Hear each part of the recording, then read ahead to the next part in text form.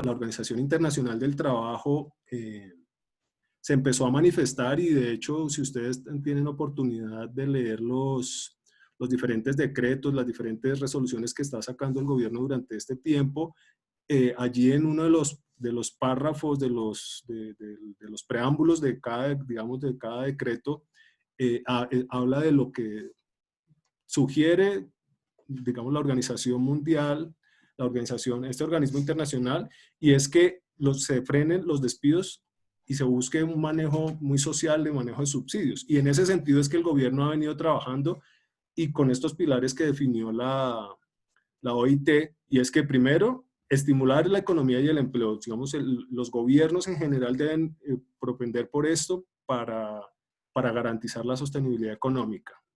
Segundo, pues que el gobierno en sí apoye a las empresas y a los trabajadores, y creo que lo hemos estado viendo con los subsidios. De pronto quisiéramos muchos que fueran más, que fueran de otra forma, que tuvieran otro tipo de dinámicas, pero ahí están. El tercer pilar es proteger la salud de los trabajadores, y por eso todo el trabajo que está sacando el Ministerio de Salud en cuanto al manejo de la bioseguridad y cuanto a elementos de protección y todos los protocolos para poder reiniciar nuestras actividades. Y por último, pues que busquemos un diálogo, soluciones con diálogo social, porque al final del día esta etapa de nuestras vidas nos está pidiendo a gritos que busquemos formas conjuntas de resolver, digamos, las situaciones, y en especial esta que es tan importante para todos. En ese sentido, digamos, el gobierno, el Ministerio de Trabajo, ya digamos, yéndonos a lo que nos compete en este momento, el tema laboral, digamos, el Ministerio de Trabajo y el Departamento Nacional de Planeación hicieron una reunión el 19 de mayo, después de, digamos, como del recopilar todas las estadísticas, los decretos, las iniciativas que han venido saliendo, los subsidios que han venido presentando. Hicieron una reunión buscando llegar a soluciones reales, concretas para el país. Y ahí se crea la misión de empleo, que lo que está buscando es que los diferentes actores del mundo empresarial, liderados por estos dos organismos del Estado, sumado a las agremiaciones, sumado digamos, empresarios, empecemos a buscar, y les leo textualmente, las alternativas que impidan, y esto son palabras del ministro, alternativas que impidan que las cifras de desempleo aumenten, que los empleadores tengan posibilidades de sostenibilidad y crecimiento, y que entre todos construyamos mecanismos para salir de la crisis en la que nos encontramos. Y eso, digamos, es respaldado o va en la línea de lo que solicita la OIT. Y, digamos, ya como a manera de objetivo muy concreto, y es que todos los esfuerzos deben encaminarse en preservar y proteger el empleo de los colombianos. Digamos, con este reto que digamos, tenemos todos enfrente, es que, digamos, queremos llevar esta charla para que ustedes empiecen a tener herramientas, sabiendo que además de una necesidad es una solicitud también que nos está haciendo el mismo gobierno. Para continuar con esto, es importante que nosotros, ante este nivel de incertidumbre que estamos percibiendo, ante digamos, los cambios y las adiciones que vamos teniendo día a día, semana a semana, un nuevo protocolo, una nueva reglamentación, digamos, como que nosotros sabemos que del futuro sabemos poco, y ahora cada vez mucho menos, porque el día de mañana tampoco podemos dejarlo totalmente escrito, pero sí lo importante es que tenemos la suficiente información como para saber y darnos cuenta que hay mucho que se puede hacer, y ese es como el lema que queremos transmitirles, que ustedes sientan que definitivamente con la información que hoy está, con la legislación que hoy tenemos muchas herramientas para poder sacar adelante nuestras empresas. Quiero repasar un poco una encuesta que se hizo hacia el mes de marzo por Acopi, presentada por el diario La República, en la cual nos pedía, lo que se solicitaba era cómo era la sensación del efecto económico en sus empresas, las pequeñas y las medianas empresas. Y definitivamente, pues sí, lo que todos estamos percibiendo, un 97% está viendo afectada digamos, la situación económica. Cuando le hablaban de empleo, sentían que sí iba a haber una reducción importante en los empleos, era el 53%. Pues el costo de sus servicios se iban a hacer un poco más costosos, bueno, eso está bien. ¿Cuál era? Que se iban a implementar la estrategia de teletrabajo, claramente eso no fue una decisión, a todos nos tocó entrar en esto, y que si tenían o no estrategias para mitigar este impacto. Entonces, de aquí, digamos, es importante que tengamos claro, y es que el tema del desempleo, digamos, ya desde antes de que estuviéramos digamos, en el centro de esta cuarentena, ya se estaba percibiendo que iba a ser real. El tema y por el otro lado está el tema de qué vamos a hacer, y aquí es donde nosotros pues digamos, queremos llevar en esta charla, y es que ustedes vean que sí se pueden encontrar estrategias para poder mitigar el impacto. No, digamos, cada caso va a ser diferente, pero sí hay estrategias, sí encontramos formas para poder resolver la situación en la que se encuentran nuestras empresas. Por el otro lado tenemos el tema legal y las querellas y las solicitudes que llegan al Ministerio de Trabajo, pues que nos están mostrando que hay situaciones o actividades empresariales que no ha sido fácil y necesariamente van a llegar a situaciones de desempleo. Digamos, eso es como hacia el mes de abril, también en el diario La República, se habían presentado cerca de 6.000 solicitudes. De esas 2.856 correspondían a solicitudes de empleadores que por temas de fuerza mayor, como ya lo sabemos, por la que estamos pasando todos, habían tenido que suspender contratos. Digamos, del otro lado, y esto para empezar a mirar que aquí está muy balanceado esto, o sea, estamos en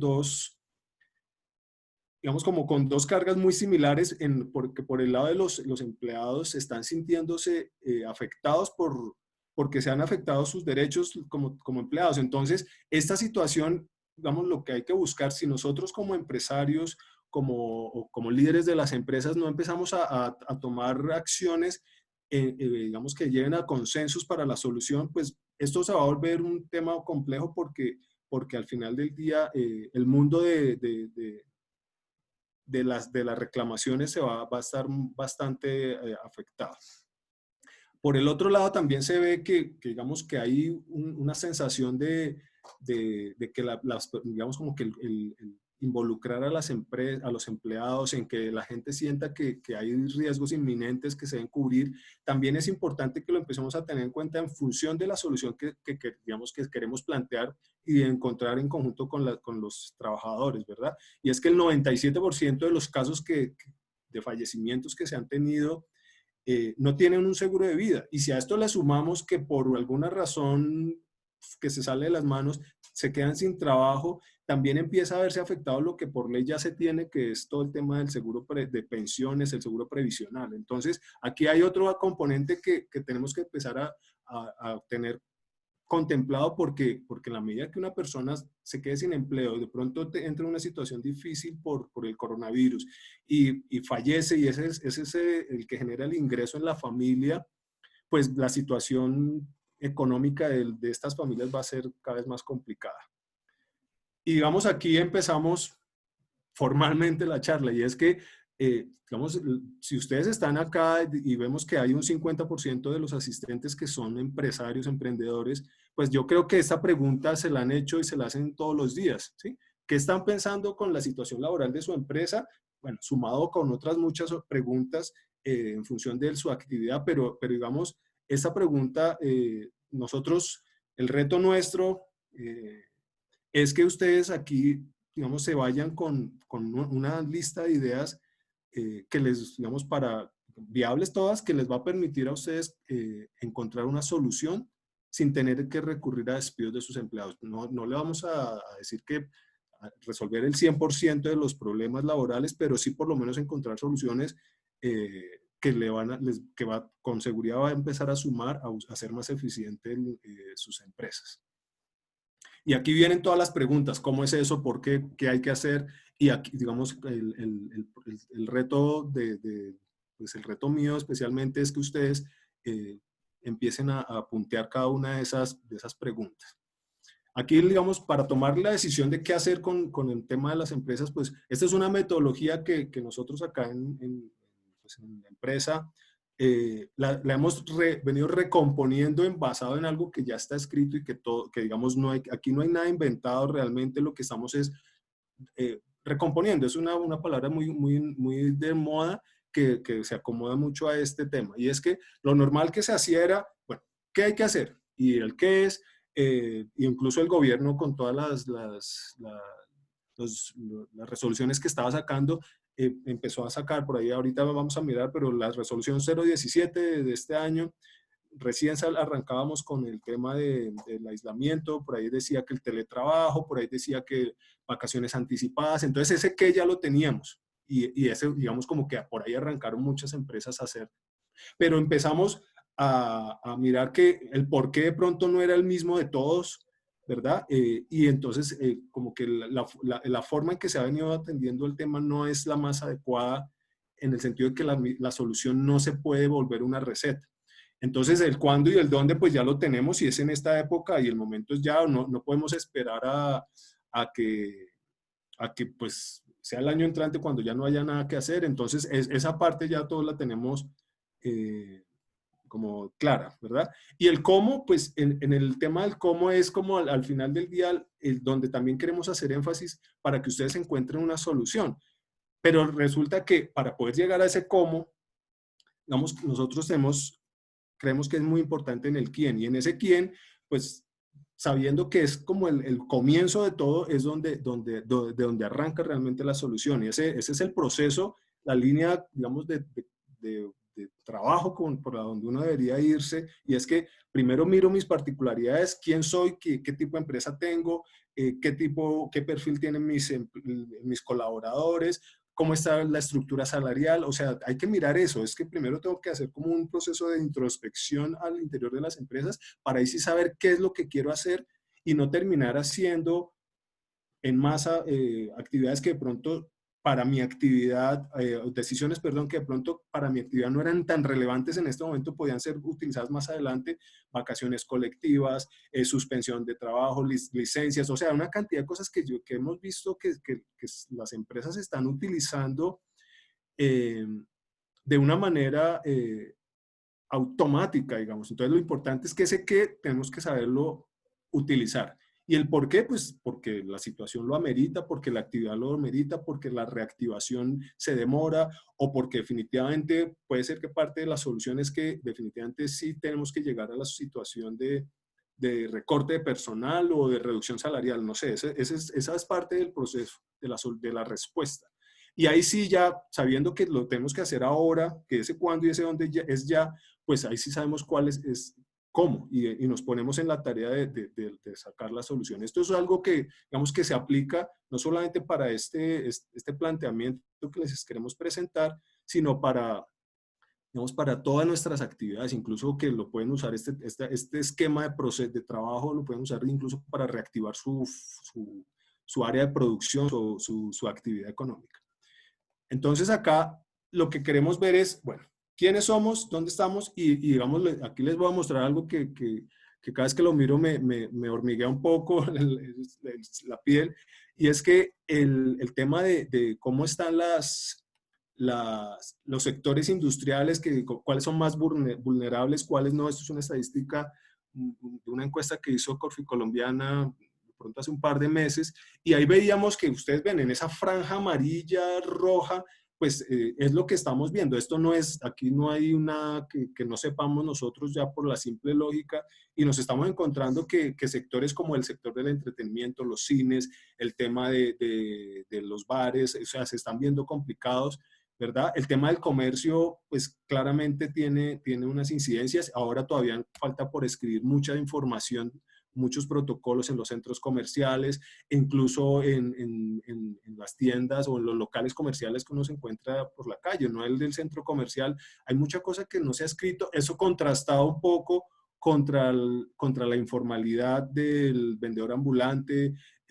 Vemos que ahora la cantidad de casos digamos, de actividades o de ingresos que se están generando alrededor de estos elementos de bioseguridad. Entonces, por ahí también, adicionalmente, que son sectores altamente vulnerables, estamos viendo que se le suma el tema de la competencia, digamos, de una competencia por necesidad que se presentan de otros, digamos, por gente que está saliendo porque está quedándose sin trabajo. También está sumado, y ustedes lo ven, es el más altamente vulnerable, el sector hotelero y restaurantes, porque es que al final del día, a la medida que tenemos aislamiento social, pues las actividades sociales están en cero. En este momento no existe actividad social. Y eso está llevando a que, pues, información de desempleo compleja, como que en este sector, siendo los dos más afectados hasta el momento, pues estamos viendo 169.000 casos de despidos directos, de empleos directos, y todavía faltan muchos, porque tenemos empresas y cadenas hoteleras y agencias de viajes, no, todo lo que está, restaurantes que todavía tienen músculo para poder resolver los temas, pero que en el momento, va a llegar al momento que tienen que hacer algo. Lo mismo está pasando pues con el sector hotelero, que también tiene una incidencia, un impacto grande en cuanto al manejo de la posibilidad de generar ingresos y el tener que tomar acciones con sus personas. Entonces, si ustedes, con sus empleados, si ustedes miran, aquí tenemos unas actividades con unas vulnerabilidades diferentes. Tenemos actividades que están bien, pero unas que están con unas necesidades diferentes. De pronto la solución para estas que están en el sector rojo, el tema no sea el objetivo de esta charla, sino es mirar qué se hace o cómo se logra sobreaguar lo más que se pueda, pero digamos tenemos unas actividades que realmente necesitan, incluso creería yo que las que están en verde todavía pueden entrar a implementar este tipo de soluciones porque es que el mundo cambió y si nosotros no nos volvemos más eficientes no vamos a poder mantenernos. Y por el otro lado, pues está el tema de los empleados, de los trabajadores y esa crisis social que se empieza a generar por el aumento del desempleo. Entonces ya podemos, ahora sí, empecemos ahora, bueno, ¿qué es lo que quiero hacer y por qué? Porque ya sabemos ya tengo claro qué actividad es la que mi empresa se desempeña, qué actividades, digamos, qué ritmo de reactivación va a tener en la economía. Entonces ya podemos empezar a mirar, ok, entonces sí es oportuno para yo mantener mi negocio, porque es que no puedo dejar que digamos, los motores que están encendidos de mi negocio, el conocimiento que me mantiene este motor encendido, se pierda porque recurrí o no le di un buen manejo a la fuerza laboral, llamémoslo así, a ese recurso, a ese capital humano. Entonces, ahí es donde se debe empezar a buscar una solución, un diseño que nos lleve a que realmente podamos entrar con una solución que sea adecuada para la situación. Incluso les puedo asegurar que puede ser una solución que es permanente para la empresa, con el reenfoque que se está dando desde el punto de vista que es sostenible. Esta solución no es un tema de momento, sino es algo que puede ser realmente una nueva estructura laboral para la empresa. Ahí hay en esta solución hay cuatro, digamos, como claves importantes para poderla implementar. La primera es que tengan que ser coherente y racional. ¿Eso qué quiere decir? Que digamos, tenemos que empezar a apoyarnos en lo que la ley permite. O sea, no podemos decir que aquí Melbo o Luis Fernando Melo se está inventando la gallina de los huevos de oro o se está inventando un elixir de la felicidad. No, aquí lo que estamos buscando es que todo lo que les vamos a decir es justamente apoyado en lo que realmente existe, está y es viable utilizar, ¿vale? Y es que, digamos, estas circulares que han venido saliendo, digamos, el gobierno y a través del Ministerio de Trabajo, a raíz en la medida que va sacando las circulares, iba guiando la forma en que nosotros deberíamos ir replanteando este análisis, este manejo de la situación laboral de nuestras empresas. Y ahí aparecieron estas circulares que les comentaba. Entonces, es la circular 017, donde están los lineamientos para implementar las diferentes actividades laborales y económicas. Entonces, ahí a partir de ahí sabíamos quiénes podíamos y quiénes no podíamos, cómo debíamos hacerlo. Y después salió una que me parece una que es muy importante, y es que apareció la circular 021, donde ya se definió que debemos, en primera instancia debemos, a procurar la mayor cantidad de trabajo en casa, aprovechar la reglamentación que existía sobre el teletrabajo, mirar jornadas flexibles para nuestra actividad laboral, el tema de las vacaciones anticipadas, las vacaciones anuales, vacaciones colectivas. Ustedes saben que ahí, digamos, muchas empresas se acogieron a esto, el tema de los permisos remunerados, el tema de las licencias. Bueno, ustedes saben que sobre esta circular muchas empresas empezaron a utilizar ese qué se puede hacer, y es donde nosotros pensamos que en ese corre-corre pronto se estaban tomando decisiones un poco apresuradas en vez de poderlas usar de la manera correcta. No estoy diciendo que sean malas, sino que de pronto a cada uno de nosotros en nuestros trabajos, en nuestras empresas, se pueden implementar de una manera distinta. Después viene pues, la circular 027, pues, apoyando lo que estaba diciendo la organización internacional, y es que tiene que haber un tema de muy balance social. O sea, no podemos llegar a la instancia en que las empresas se vuelvan cara dura con la situación de los empleados, o los empleados se vuelvan no, de malas y me pagan, no sé. Tienen que empezar a haber un tema en el cual haya un balance, y claro, la posición dominante del empresario es la que está buscando, sí, de los empleadores es la que está buscando el gobierno que se mitigue. Aquí no, la idea es que sea un tema consensuado, y para allá es que quiero que llevemos todos nuestra reflexión, porque en la medida que se vuelva muy colaborativo, vamos a estar por el camino correcto. Bueno, la 033 ya empezó a definir cómo deberíamos manejar ya los beneficios, las jornadas laborales. O sea, va dando lineamientos, pero resulta que todos estos lineamientos que están en estas circulares ya estaban o siempre han estado contemplados en el Código Sustantivo del Trabajo, ¿sí? Y es algo que digamos, es importante que sepamos que existe. De pronto esto ya muchos lo conocemos, pero digamos como que no lo olvidemos, que lo podemos implementar. Primero, que podemos revisar los contratos. O sea, en este momento es viable y de pronto hasta necesario que se revisen los contratos para que haya flexibilidad en el manejo. Segundo, pues que en el artículo 128 habla de cuáles son los salarios, cuál es la remuneración que hace parte o no del salario, cuáles son los pagos que no constituyen salario. Aquí lo importante es que sea un tema que se considere que es un beneficio extralegal y que opera por mera liberalidad, en el sentido de que es algo que la empresa quiere otorgar, y que, pues, claramente que se sienten las partes y revisen si es un tema que, digamos que si es así, que no constituya salario.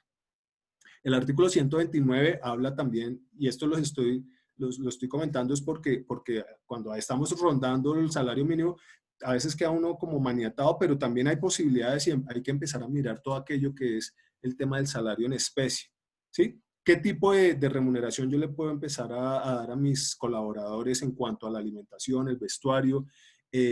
Ahora que estamos en teletrabajo, ahí hay muchas opciones digamos, en función de asumir algunos gastos de la casa, porque es que si no, esta persona no puede desempeñarse. Lo importante aquí es que ese tipo de salario en especie no supere el 50% cuando no es salario mínimo, y no supere el 30% en los casos del salario mínimo.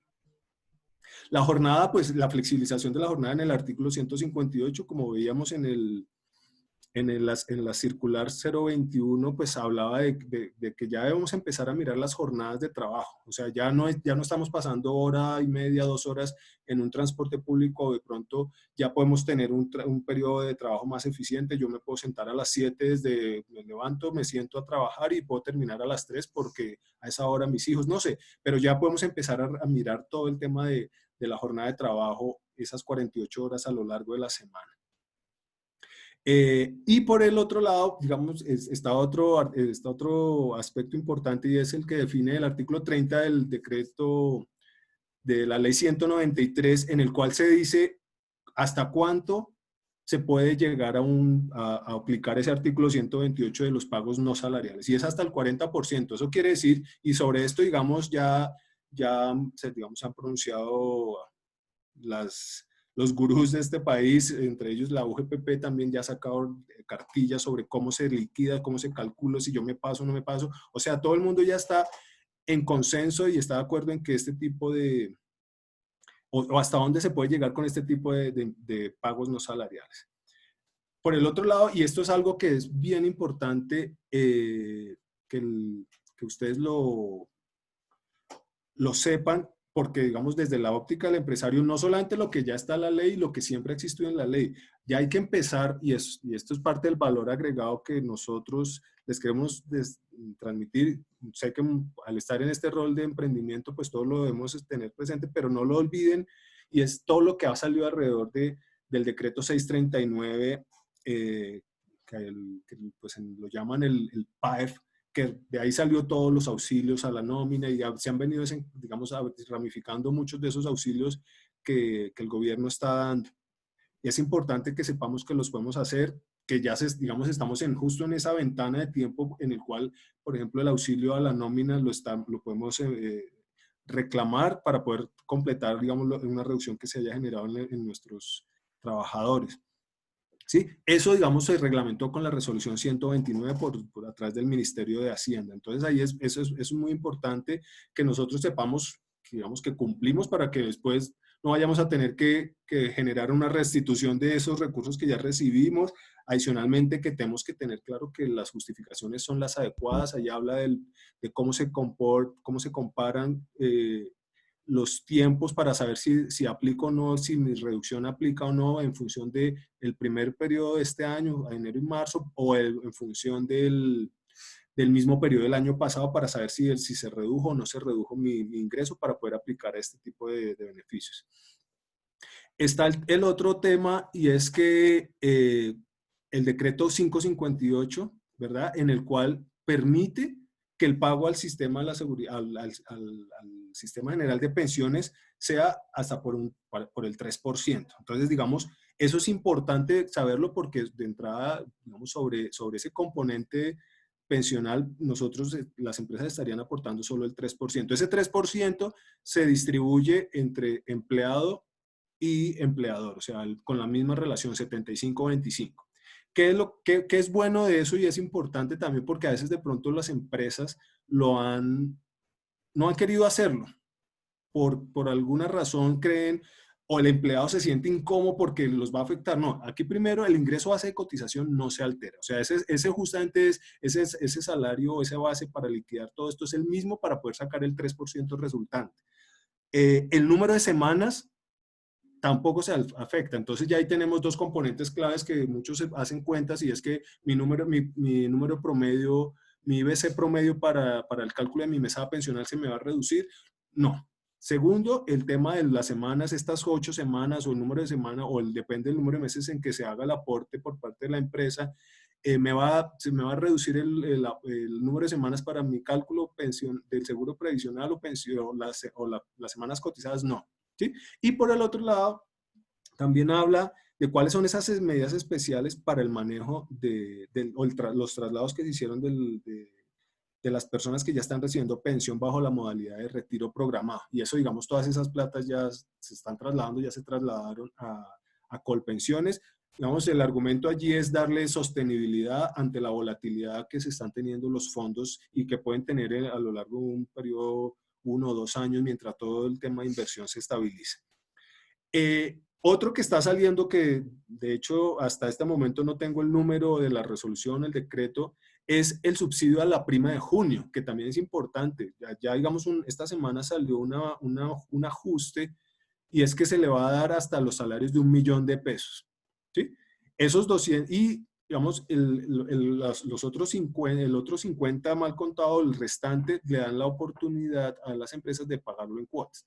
¿Qué es lo importante aquí? Que digamos, ya están, digamos, la posibilidad de que a quienes les llega el subsidio se amplió ya. Al principio era solo las personas de salario mínimo, ahora van a ser hasta 1.000.000 pesos. Entonces aquí ya tenemos una opción de ingresos o de ayudas para la empresa. Esto, digamos, aquí lo dejo en este momento, no es aplicación de ley, sino es aprovechar beneficios que ya estamos recibiendo. Por el otro lado, tenemos otras opciones. Y es que todo el tema de compensaciones de la DIAN, las devoluciones que se están generando, están en una etapa digamos, que es un proceso expedito, un proceso ágil. Entonces, eso hay que aprovecharlo. Yo sé que digamos, la función de la DIAN es auditar muy bien la documentación que se les presenta, pero en este momento lo están haciendo de una manera acelerada o más ágil. En 15 días se está planteando hacer la devolución. La relación digamos, de los documentos no se tiene que presentar, pero eso sí, tienen que tenerlos para que en cualquier momento, en los próximos años, o hasta 3 años, si no estoy mal, ellos lo puedan revisar. Y la aplicación de un procedimiento abreviado que lo que permite es que realmente sí se puedan cumplir esos 15 días. Entonces aquí ya podemos, por ejemplo, los que tienen anticipos o que tienen disponible renta, lo podrían hacer, ¿verdad? El otro es el decreto 766 que digamos, lo que permite es que adicionar un parágrafo 4 que lo que dice es que cómo se van a calcular o cómo se van a manejar los anticipos de renta y complementarios. Entonces aquí es importante porque nosotros ya desde el punto de vista del trabajador, del que declara renta, tenemos ya una posibilidad y es que nos están reduciendo la opción de ese anticipo. Dependiendo del código de actividad en el cual nos encontremos, puede ser pagar o que nos deduzcan hasta el 25% o incluso que sea cero, dependiendo si estamos en un área de vulnerabilidad o en nuestra actividad es de vulnerabilidad alta. Entonces, aquí no solamente para la actividad de la empresa, sino para las personas también podemos empezar a buscar la forma de cómo nuestros anticipos de renta se puedan reducir.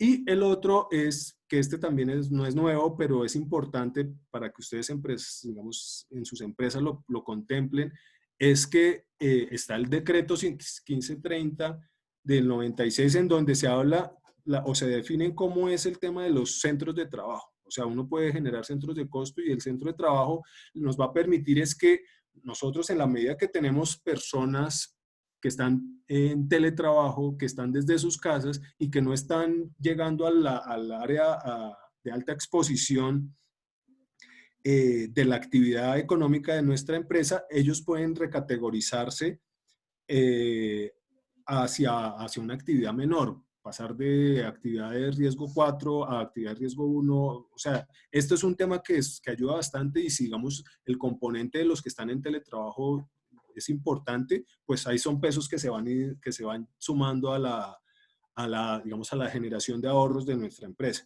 Lo importante es que tengamos, ahí dice en el artículo 2, es que esté, que esa reclasificación esté sustentada técnicamente. Creo que el sustento de este se cae de su propio peso, entonces la misma ley ya nos está obligando a hacer mucho teletrabajo. Entonces, miren que sumando un par de cosas aquí, ya podemos empezar a tener, no sé, la mitad de nuestra empresa en centros de trabajo en casa y por allí tenemos la mitad digamos, si hacemos unas cuentas ahí a mano alzada puede ser un 25% en ese rubro de ahorro.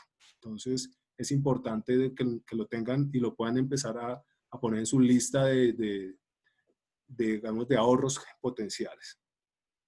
Entonces aquí ya con esto nosotros tenemos la primera coherencia. Ahora vamos a mirar cómo chulea la coherencia. Ahora vamos a mirar cómo se mitigan los riesgos, porque de todas maneras sí se empiezan a generar algunas implicaciones que a veces no quisiéramos, pero que sí están allí. Entonces, es empezar nosotros a determinar esos pros o a identificar esos pros y esos contras en cuanto a la mitigación de riesgo. Entonces, por la parte de los pros, claro, tenemos una ventaja y es que sí podemos generar un ahorro en los gastos de personal.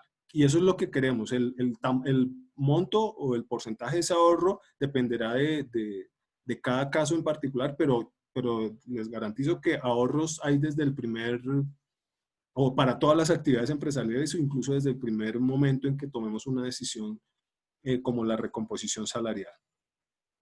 Esto le empieza a generar sentido de pertenencia a los empleados. ¿Por qué? Porque ellos, como les decía, ellos tienen que empezar a volverse parte de la solución en la medida en que digamos, como que ya sabemos que hay una necesidad de mejorar la eficiencia de nuestro trabajo, de revisarlo de otra manera. Entonces, si yo como trabajador de una empresa me siento involucrado, eso me da mucha alegría y me ayuda pues a meterle el hombro, como dirían, o a ponerme la camiseta, ¿sí? Entonces, de esa manera, si yo estoy comprometido, pues, digamos, la retención del personal para la empresa va a ser mucho mayor, va a ser mejor, y yo creo que al final del día, si yo logro retener mis empleados, si están comprometidos, digamos, lograr reactivar mi negocio, dada que la actividad sí lo permite, o continuar con mi negocio es mucho más fácil, no voy a tener traumatismos porque no se me pierde conocimiento, se me genera, digamos, simplemente como un cambio de velocidad en el andar que traíamos, pero digamos, sigo andando, que es lo importante. Por el otro lado, ¿cuáles son los contras? Digamos, en la medida que el ingreso base de cotización se reduce, pues ahí se genera una brecha pensional del empleado y eso tenemos que, digamos, hay que subsanarlo porque al final del día un problema de hoy sabemos que lo podemos resolver en el futuro, pues es importante hacerlo, porque a la vuelta de 10, 15 años, 20 años que se vaya a pensionar una persona, encontrarse con una sorpresa que se puede haber resuelto desde el momento inicial, pues es lo mejor.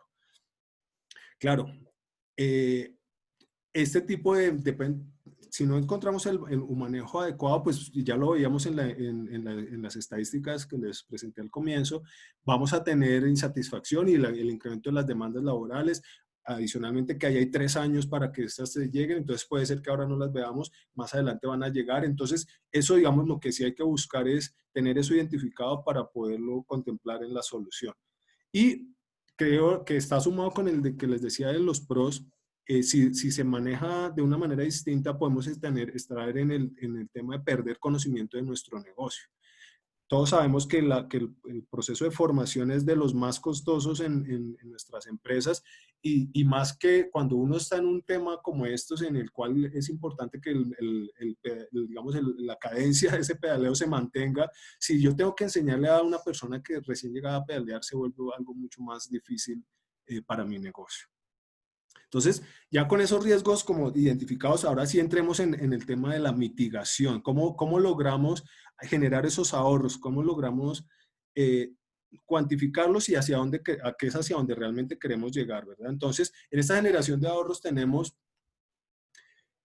varios escenarios, ¿sí? Digamos, el nivel va a depender de cómo quiere recomponerlo, va a depender de hasta dónde puede llegar la empresa, va a depender de cómo está la concentración de los diferentes rangos salariales, pero aquí les quiero presentar ese abanico de alternativas. Este es un caso, digamos, por los diferentes rangos salariales y para un caso en que se optó por el 40% de pagos no salariales, en el que se está subsanando el tema de la brecha pensional, que es como el de largo plazo, y que no hay recuperación del ingreso. ¿Por qué digo que no? Digamos, puede darse porque en muchos casos, y los conozco, ya se ha llegado al acuerdo, incluso con contratos firmados y todo, pues que se acepta la reducción en el salario. Entonces puede ser que llegan y aceptan a un nivel como el que está allí graficado.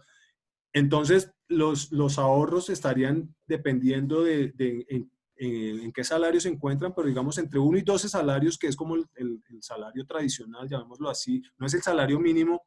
Allí en el salario mínimo, pues ya sabemos que la ley restringe mucho, aunque también hay alternativas, pero digamos en ese rango, en el segundo rango ahí está el 35%.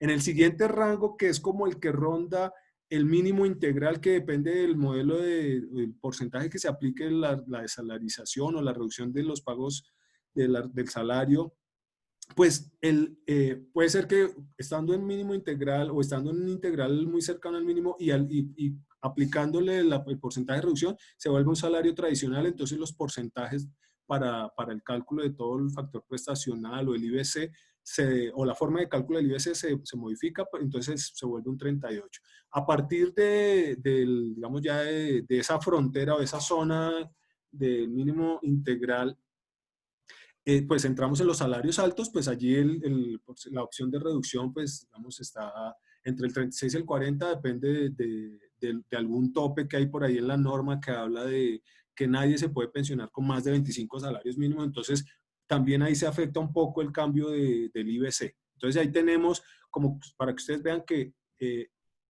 hacia dónde ya va el potencial de ahorro para la empresa.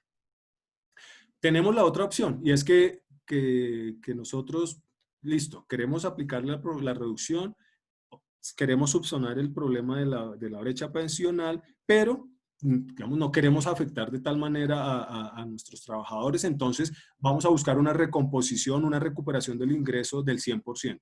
Entonces los porcentajes de ahorro obviamente se van a reducir, pero lo que les comentaba hace un rato, igual siguen existiendo. Entonces tenemos entre el 1 y 2 salarios mínimos, pues una opción del 10% de reducción. Entonces imagínense, la persona sigue recibiendo lo mismo. Con la aplicación de lo que la ley nos permite, podemos generar para nuestra empresa un 10% de ahorro. O entre en esa zona de salarios integrales, está entre el 10 y el 14%, y ya para los salarios altos, entre el 11 y el 16%. Entonces, si ustedes miran, aquí este sería el mundo perfecto en que nuestro negocio lograse aplicar una reducción alrededor del 10, 12%, no sé, depende de la composición salarial, de cómo está el perfil de ingresos o de salarios de nuestros colaboradores, pero sí, podríamos estar implementando reducción, subsanar riesgos futuros y sin afectar el ingreso, digamos, de manera directa de los empleados. Entonces, aquí ese, digamos, es un escenario interesante. Digamos, aquí ya con esto, lo que quiero mostrarles es que sí hay alternativas, o sea que cuando ya empezamos a hacer una mezcla de cómo reduzco, esto es una matriz de sensibilización, para mirar cuáles son esas alternativas de ahorro, entonces aquí encontramos que, digamos, para casos en los que yo recupero el ingreso al 100%, pero solamente hago una reducción de el 10%, pues el ahorro estaría alrededor del 10% para la empresa. Pero si es el 100%, bueno, estos números que están ahí es como promedios, buscando una base promedio de los diferentes rangos salariales que veíamos anteriormente. Entonces aquí ya estaríamos hablando de que, digamos, si yo recupero el 10% de los ingresos y reduzco los pagos no salariales el 40%, pues tenemos un 35% digamos, en una mezcla promedio de salarios. Entonces aquí, digamos, como les decía, en ningún momento, digamos, va a tender esto a cero, sino depende de qué porcentajes le apliquemos digamos, al esquema que se defina para la empresa. Ahora, digamos, tenemos que entrar en el mundo de que todo esto que estamos hablando sea adecuado, que haya alternativas de elección, de selección digamos, por parte de la empresa y de los empleados. Entonces, para este tema, digamos, existen muchas posibilidades.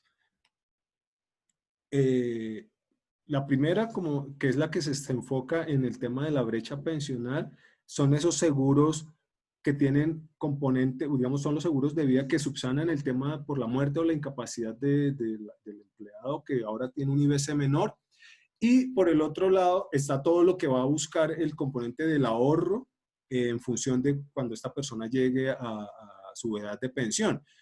Ahí, digamos, encontramos muchas alternativas. Está las pólizas colectivas con esquemas de compensación, de salarización o de compensación flexible, que sumados a aportes a pensiones voluntarias ayuda. Hay productos muy interesantes que actualmente, pues digamos, existen y pues no son nuevos, como les digo, no hay nada aquí no hay nada nuevo, sino simplemente es tener una cantidad de herramientas que uno no, digamos, como que pues las puede utilizar, productos de vida universal que ayudan a integrar estos dos componentes en uno solo, en la medida que uno pueda manejarlo individualizado, que cada persona se lleve su póliza bajo el brazo, eso le da seguridad de que si yo cambio de empresa me llevo, o sea, toda esa negociación que yo hice me la llevo. A veces cuando estamos en seguros colectivos, si yo salgo de la empresa, de pronto me quedo solamente con la parte del voluntario y esa parte de protección la perdí. Bueno, ahí hay una cantidad de ventajas y depende de la particularidad de cada empresa y de lo que decían en conjunto con los empleados. Por el otro lado está el tema de esquemas de participación de utilidades, que tampoco es nuevo. De hecho, antes esto se daba y esto, digamos, por facilidad para el gobierno, por de pronto insatisfacción laboral que hubo o por mal manejo de las empresas, no sé, pero esto antes era, lo que hoy es el día la prima de junio y la prima de diciembre, antes eran esquemas de participación de utilidades que se pagaban en junio y en diciembre, pero digamos lo importante aquí es que bajo estos esquemas las empresas podemos empezar a dar un paso más y es buscar que nuestra actividad sea eficiente en la reducción, que genere reducción de gastos. Y en la medida que haya una reducción de gastos que me ayudan a que el estado de resultados, las utilidades sean mayores, nosotros vamos a encontrar que por ahí que la empresa puede darle una remuneración adicional a los empleados por el resultado. Es algo así como un equivalente en participación accionaria o en acciones.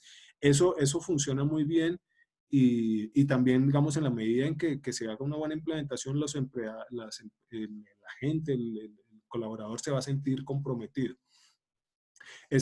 Digamos, esto es algo que está saliendo nuevo y son esos gastos de trabajo en casa que también, en la medida que se formalice y casi que hasta se vuelva medio obligatorio el tema del teletrabajo, hay algunos gastos de la casa que se pueden empezar a contemplar.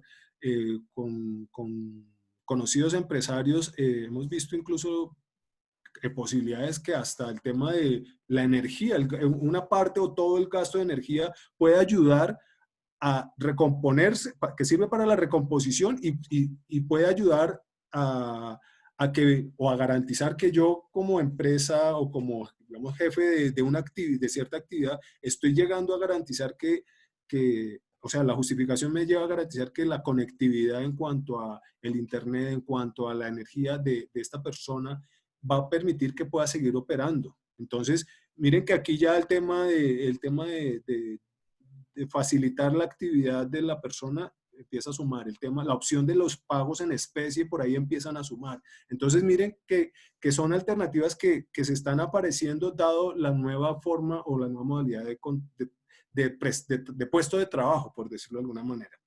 Ya unos que ya veníamos viendo es el tema del teléfono, pero también aquí se le puede sumar el costo del internet, ¿verdad? O bien sea porque está en la casa o algunos otros gastos que se pueden involucrar como parte no salarial y que en la medida que estamos presentándonos de una manera distinta a generar nuestras actividades o prestar nuestros servicios a las empresas o que nosotros estamos contratándolos de una manera distinta a nuestros colaboradores, pues aquí tenemos opciones que también están apuntando a reducciones salariales. A eso súmenle los gastos digamos, que podamos cruzar IVAs, no sé, ya el tema, como les digo, la particularidad es claro, es importante tenerlo presente, no hay una receta, pero en la medida que podamos hacer unos cruces también en la parte tributaria, eso va a ayudarle bastante a las empresas. Los temas o las formas de recomposición o de compensación que se tenían antes, pues normal es el tema de los vales de alimentación, eso sigue vigente, nadie dice que eso no lo podamos seguir usando, ahí está. El tema de digamos, los gastos para movilización, ya sabemos que ahora las restricciones son distintas, pero digamos, es importante saber que tenemos estas opciones para poderlas seguir utilizando. Las primas extralegales, que digamos que van muy alineados con el esquema de participación de utilidades, pero nosotros en la medida que veamos que nuestra actividad, nuestro negocio, va a recuperarse porque es simplemente un bache por el que estamos pasando, podemos empezar a generar en nuestro tema de trabajo los pagos, la remuneración por esta vía. Y bueno, el tema de los gastos médicos y todo lo que ya sabíamos. Esto genera un abanico de posibilidades para la generación de ahorro que es importante que nosotros lo contemplemos. Entonces, en resumen, tenemos claro que debe haber coherencia y vemos que la ley nos permite para que hagamos una implementación racional y coherente. Tenemos identificados cuáles pueden ser los riesgos que aparecen. Lo importante es saber cómo los debemos mitigar. Digamos, sabemos que sí se puede generar ahorros, que depende de la estructura que se defina, podemos llegar a tener ahorros del 2-5%, pero podemos generar ahorros.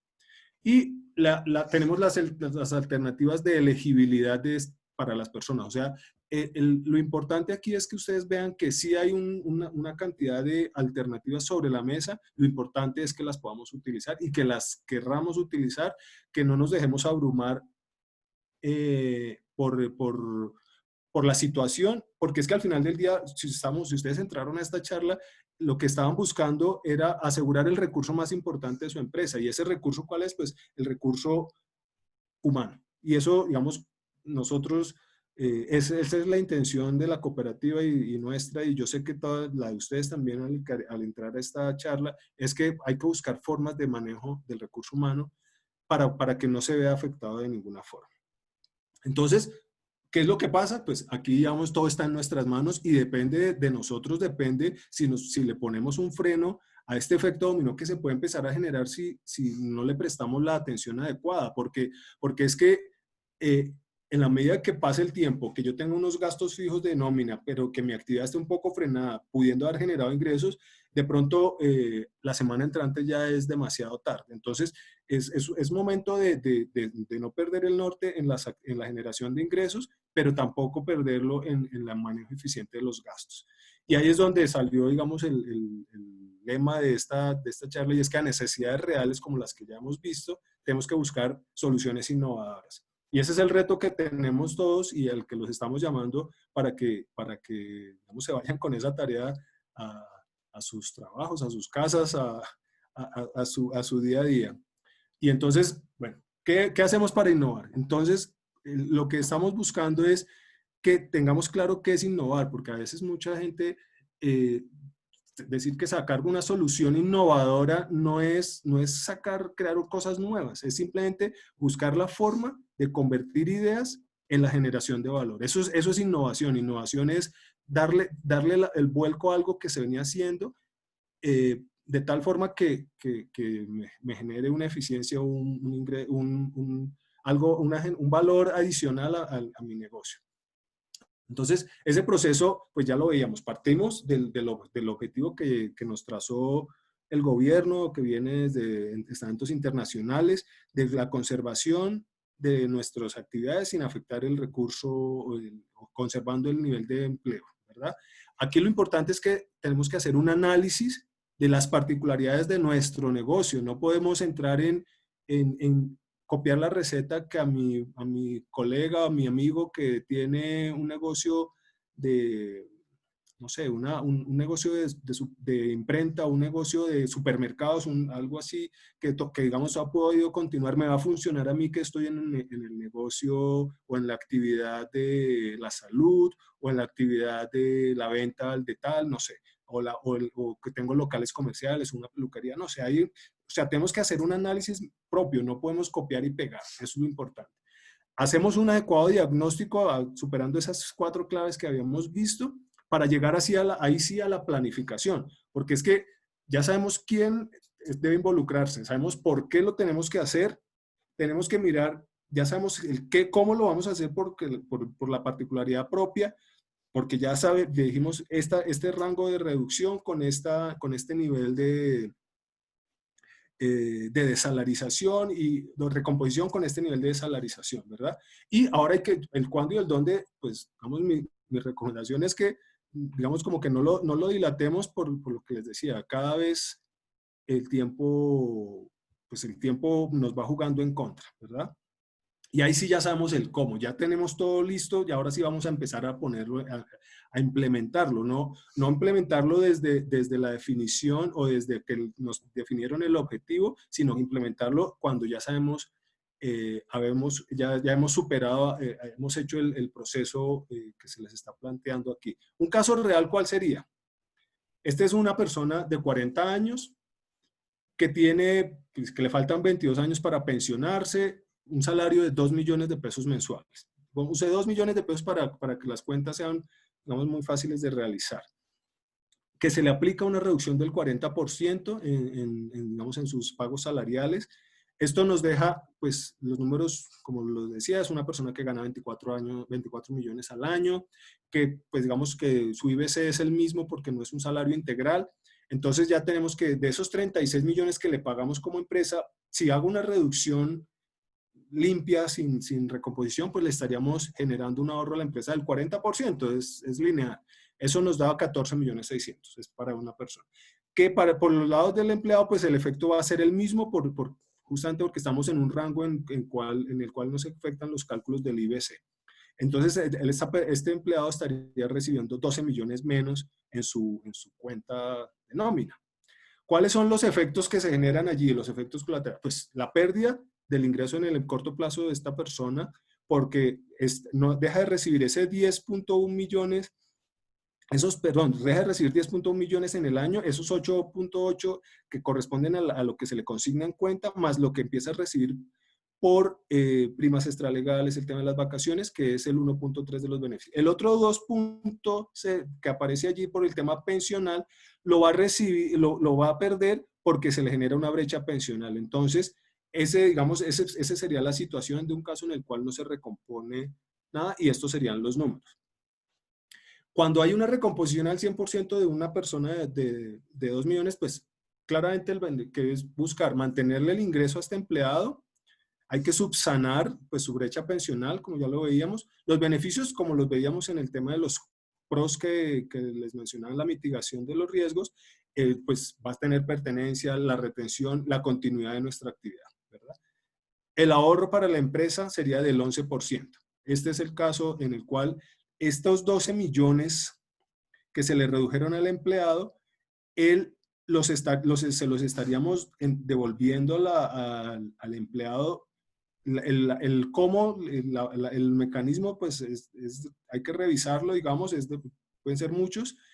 Él no tiene una reducción real, o sea, él no tiene afectación en su ingreso, y la empresa tiene un menor costo en su carga, digamos, en su costo, en sus gastos de personal, generándole un ahorro del 11%. Entonces, miren que buscando una recomposición, yo puedo lograr 11% de mejora en el gasto de personal.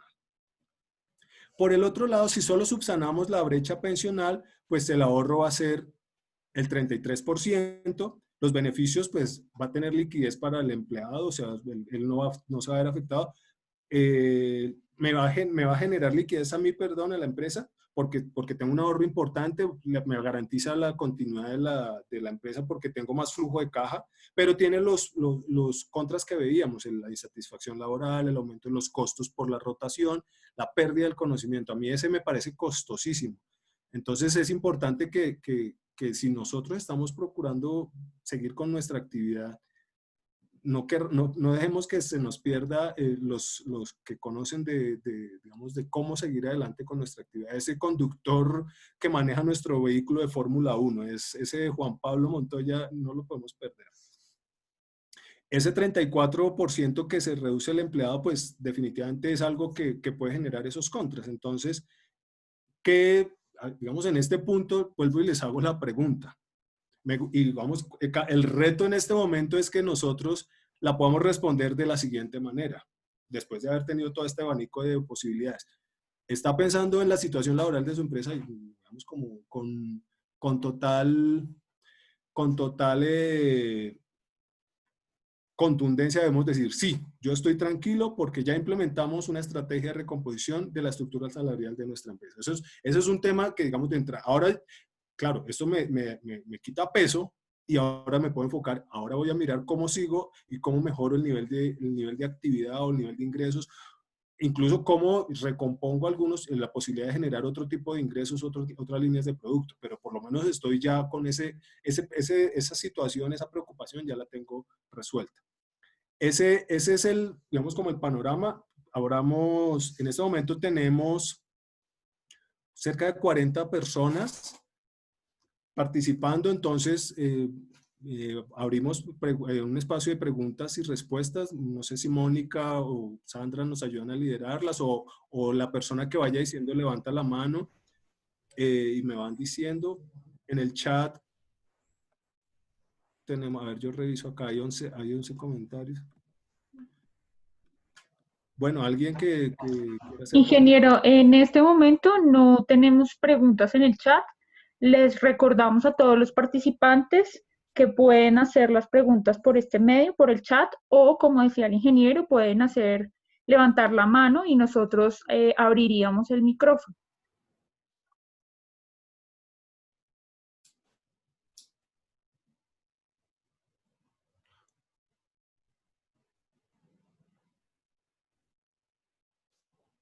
Ok, bueno, cuando las preguntas, no sé si uno lo mira por dos líneas, o fue demasiado claro, y eso sería la felicidad absoluta para mí, o fue muy complejo el entendimiento, entonces me gustaría poder subsanar o aclarar las dudas que se tengan. Entonces, pues bueno, Por el momento, ingeniero, tenemos buenos comentarios. Marta Calle dice, muy interesante y muy motivante. Muchas gracias. hola. Ok, También informamos a todos los participantes que, al igual que las demás conferencias, ha sido grabada y va a quedar en nuestro canal de YouTube para que las puedan consultar en el momento en que deseen. bueno, entonces, no siendo más, pues les agradezco inmensamente la dedicación a este espacio. Espero que realmente ustedes se vayan con la lista llena de tareas por hacer, porque sé que hay muchas cosas que se pueden hacer. Eh, yo sé que si realmente, digamos, nos quitamos esa nube, digamos, de preocupación, ese velo que no nos deja andar y reenfocamos, podemos encontrar en compañía de nuestros colaboradores soluciones que nos lleven a reactivar nuestros negocios. Aquí está, digamos, la información de nuestra empresa, si les interesa, si están en algo les podemos colaborar.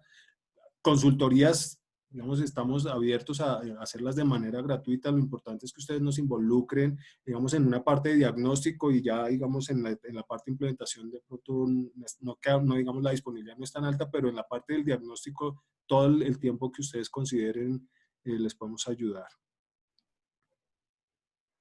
Muchas gracias. Ingeniero, a usted por su tiempo, a todos los participantes, muchas gracias y que tengan una excelente tarde. Joana, espérame un segundo, por favor, ya como para hacer el cierre, pues primero agradecerle al ingeniero Luis Fernando por compartir su conocimiento.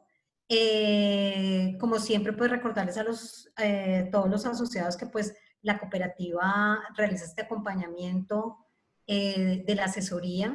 Ya pueden, digamos que también el ingeniero Luis Fernando es un aliado directo y pues está cuadrando con la cooperativa todo el tema de soporte que se pueda dar. Parte de este espacio pues se genera como parte de ese acompañamiento que queremos realizar a todos los asociados y pues esta charla especialmente la dirigimos a aquellos que sabemos que tienen empresas, sabemos que de una manera a través de sus emprendimientos o ya empresas constituidas de pronto con más trayectoria, pues digamos que en general nos duele lo mismo y que en este momento estamos buscando diferentes alternativas. Entonces, digamos que con Melbo Consultores, la cooperativa ha hecho una alianza para poder trabajar este acompañamiento pues ya de manera más precisa. Entonces, agradecerle a todos los asociados por su compañía, por haber estado presentes en esta charla y invitarlos al resto de actividades que tenemos programadas para todo el mes de junio. Mil gracias para todos y una feliz tarde. Hasta luego, muchas gracias.